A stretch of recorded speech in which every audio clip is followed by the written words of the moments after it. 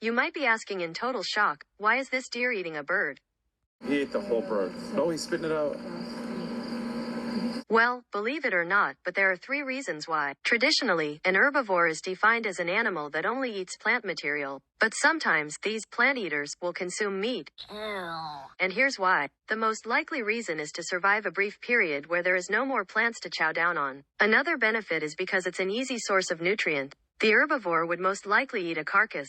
The last reason is because of salt, iron and calcium, as these minerals are essential for growth, immunity and even reproduction. For example, deer have had a reputation of eating birds. They do that in order to grow their signature antlers. This is goat-licking torture. After several licks, the poor person's feet were left without skin, causing unbearable pain. The goat would nibble the flesh of the person's feet. Some herbivores are omnivorous, like the vampire deer. Even if their bellies aren't designed for meat, a little bit of meat won't hurt them. This is the Asian elephant, nature's peace sign. It is one of Asia's favorite ways of saying peace. Traditionally, 4 subspecies are recognized, but 3 subspecies are considered as valid: the Sri Lankan elephant, the Indian elephant, and the Sumatran pygmy elephant. A 4th subspecies, the Borneo pygmy elephant, may be a separate elephant species. It is Asia's largest land animal alive, with the smallest standing 5 to 7 feet tall, stretching 8 to 13 feet long and weighing from half a ton to 2 tons, 500 to 2,000 kilograms, and the largest standing 8 to 11 feet tall, stretching 16 to 21 feet long and weighing 3 to 6 tons, 2,000 to 7,000 kilograms. They love to hang out with their buddies, but they're endangered. That's because of unstoppable poaching aimed at their ivory tusks. People love to ride on these mammals and use them to carry heavy objects. But even though they are typically peaceful, they can turn aggressive and violent towards their enemies. A 4-ton elephant has no problem trampling a tiger with its big feet, and can carry a tree 3 times heavier than its own body mass. This is a manatee. These mammals are part of the order Sirenia. Currently, 3 species are known: the Florida or Antillean manatee, the West African manatee, and the Amazonian manatee. They all belong in one genus, Trichechus. The walrus was previously named as a 4th manatee species. These are big boys, averaging 10 feet long and weighing half a ton, 1,100 pounds, with larger bulls reaching 13 feet long and weighing about a ton, 2,200 pounds. They are oftentimes seen with green moss on their backs. They are famous for their signature big tail fins, which look like floppy pancakes used for paddling. They love eating seaweed from the seabed, but even though they are fully aquatic, they sometimes crawl out of the water and walk on land. Speaking of walking on land, Sirenians evolved from terrestrial mammals that then took dips in the water. Those hoofed mammals gave the Sirenians their signature unusual nails, which they used to scratch sand off of seaweed. Although they look like a hybrid of a hippo, whale and walrus, they are actually related to and descended from elephants. They are vulnerable. They have gotten scars from boats, sometimes saying Trump, and some are hunted to death. These are what people like to call the real-life mermaids. An eland antelope is a large antelope that belongs to the genus Kdaly2.0’s.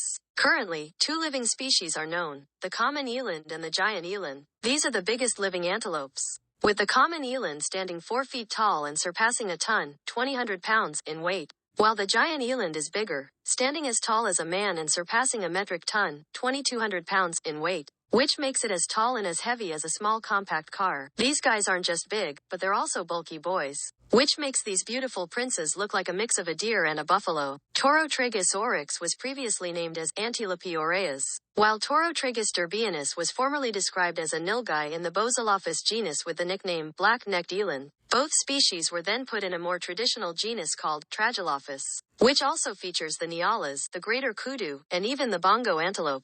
But they are now put in their own genus. In Greek language, the genus name Kdaly2.0’s means bull goat. During the Pleistocene epoch, a 3rd species of eland went extinct. It was actually larger than the giant eland, at 18 feet long, at 7.5 feet tall and weighs twice as much. I see that you're asking a question: what the heck is a tusk? Well, if you thought it has something to do with the 2014 horror film, Tusk, you're almost correct. In fact, there are many varieties of tusks.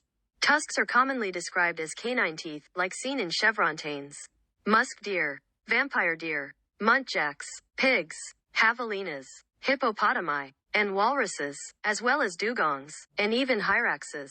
But when it comes to elephants, tusks are more like incisors or buck teeth rather than canine teeth. Basically, a tusk is an elongated, continuously growing front tooth that protrudes well beyond the mouth. But sometimes, that dang tusk never stops growing. For example, babiruses have had tusks that pierced their skulls, leading to their death. Sometimes, a tusk is considered as a horn, like with the narwhal. Its tusk led to a nickname, the unicorn of the seas. But seriously, its tusk is a giant frontal tooth.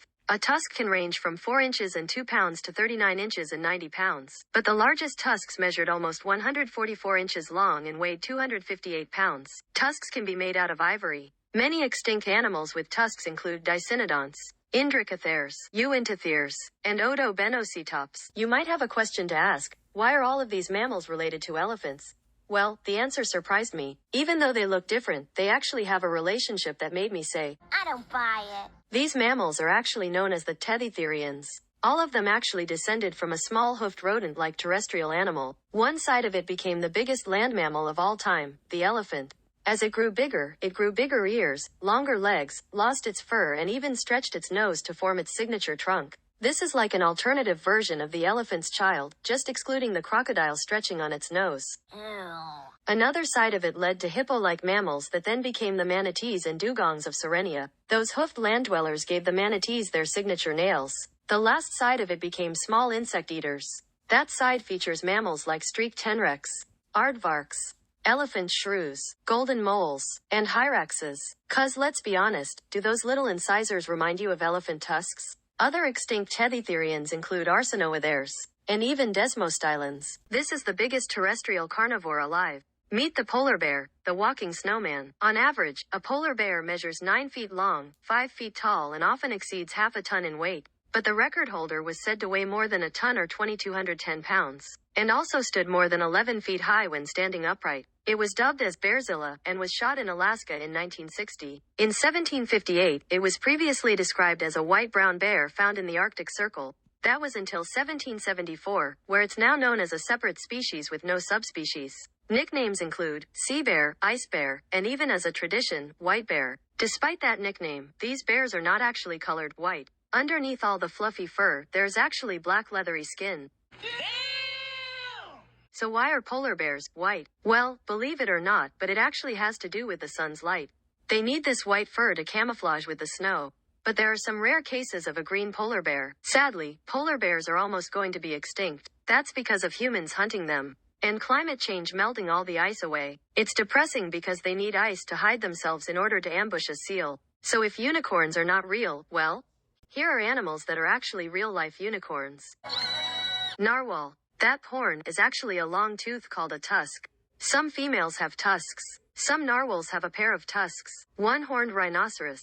These two species belong to the genus Rhinoceros and are found in India and Java. They are endangered. Some subspecies went extinct. Rhinoceros beetle. It is one of the strongest animals compared to body mass. Rhinoceros hornbill. Its signature crest turns red after rubbing it against its tail feathers. Okapi. This awkward ungulate has been nicknamed the African unicorn. Don't let me! It was previously named as an awkward equid horse. Horned screamer. It's named for its tall stringy antenna-like thing. Horned baboon tarantula. It grows an unusual horn on its back. Unicorn fish. Its bony horn looks a bit like a long nose. What? Saola antelope. It has been nicknamed the Asian unicorn. Unicorn mantis. You see that horn-like protuberance on its head? Unicorn chameleon. Their horns stick out of their noses. Ew. Unicorn prawn. Does this look like your typical shrimp or prawn? Siberian unicorn. Their genus name is Elasmotherium, and they lived until 29,000 years ago. They are traditionally said to have a 10-foot-long horn on their forehead, with newer research saying that they had smaller horns. Some people say that they were the size of a woolly mammoth. Other one-horned prehistoric animals include ceratopsians, and even predators like ceratosaurs and majungasaurs. Here's how the African elephant was previously recognized as a species. In 1797, its former scientific name was Elephas africanus, and was put in the Elephas genus, along with the Asian elephant. Although it was typically described as monotypic, it was originally said to have two subspecies: the bush, savanna or desert elephant, and the forest, jungle or tropical elephant. In 1900, two elephant species were proposed: Elephas oxyotus and Elephas knockenhaueri. But then in 1907, 6 bush elephant subspecies were proposed: Elephas africanus toxotus, E.A. salusi, E.A. pili, E.A. cavendishi, E.A. orlandsi, and E.A. rothschildi. All those species and subspecies are now synonymous with the bush elephant. It's unknown if the extinct North African elephant is a species or subspecies. Some authorities say that the forest elephant is a separate species, while others say that it is a subspecies. There was also a separate species named the African pygmy elephant, Loxodonta pumilio, but it's now considered a synonym. Current research show that the forest elephant is different from the bush elephant, which led to the famous splitting into two separate species. They are now put in their own genus, Loxodonta. There's an unknown but possible third species called the West African elephant. Although proposed, it needs confirmation. You're probably asking a terrifying question. What if a whale swallowed a human? Well, we have seen a whale swallowing someone in Finding Nemo, Pinocchio, and even in a Rudyard Kipling book, How the Whale Get His Throat. But what if a whale swallowed a human for real? Well, it is rare, but there were some people that survived getting swallowed by a whale, especially the legendary James Bartley. Some say he was swallowed by a monster-sized catfish. After a giant whale roared at Bartley, it swallowed him whole. People then cut open the whale to reveal an unconscious Bartley, who is still alive, but has bleached skin and blurry blindness because of the whale's stomach acids. Let's say that you were swallowed by the heaviest animal living right now, the blue whale. You would add a couple more pounds to its 150 metric ton mass. Like, wow. After getting tickled by the whale's baleen plates, you'll feel hydrochloric acids burning away at your skin. Then you'll be dropped in its first and largest of its 4 stomachs. The stomach will literally light up because of bioluminescent squids, since whales love to eat these sea light bulbs.